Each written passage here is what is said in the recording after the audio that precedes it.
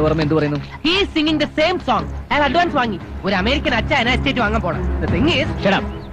എങ്ങനെ ഇരിക്കും ആള്? കണ്ട ഒരു വിറ്റിയെ പോലെ ഇരിക്കും. ഇതുപോലെ. സ്റ്റോപ്പ്.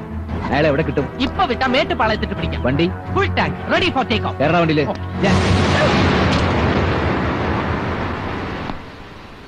ഇന്നു മുതൽ ഈ എസ്റ്റേറ്റിന് പുതിയൊരു മാനേജ്മെന്റ് ആണ്. ഇത്രയും കാലം എനിക്ക് തന്ന എല്ലാ സ്നേഹവും സഹകരണവും പുതിയ മാനേജ്മെന്റിന് നിങ്ങൾ കൊടുക്കണം. എല്ലാവരും ഫ്ലാറ്റിലേക്ക് പോയിക്കോളൂ.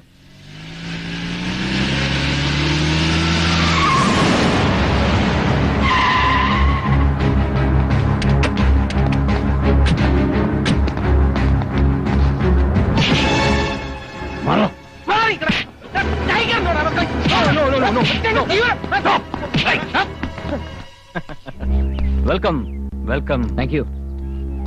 തന്റെ ഈ പടപ്പുറപ്പാട് ഞാൻ കാത്തിരിക്കുകയായിരുന്നു.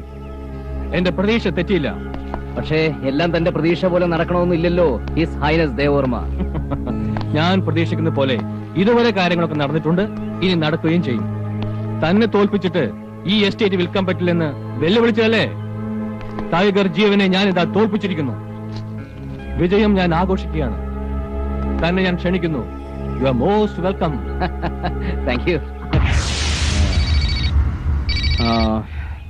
Excuse me.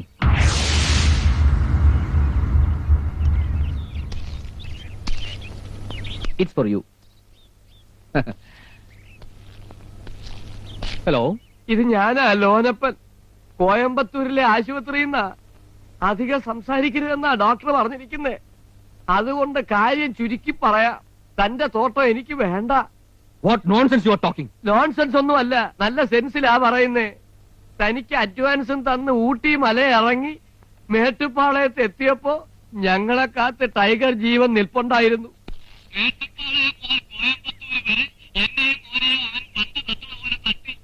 എന്നിട്ട് ഫൈനലില് ഗോൾ അടിക്കുന്ന പോലെ ഒറ്റ അടി. വന്ന് വീണത് ആശുപത്രിയിലാ. യെസ്, സ്വന്തം ജന്മരഹസ്യം അറിയാത്തവൻ ഞാൻ. തന്തയ്ക്ക് പറക്കാത്തവന് ഏത് നാറിയ കളിയും കളിക്കാം. അത് ഞാൻ കളിച്ചു, താൻ തോറ്റു. That's all. And the thing is, ഇതൊരു സാമ്പിൾ മാത്രമാണ്. നമ്മൾ തമ്മിൽ വീണ്ടും കാണും. Let's go. ഓക്കെ. ഈ വിജയം ഞങ്ങളും ആഘോഷിക്കുന്നു. You are also most welcome. Okay mister Jeevan,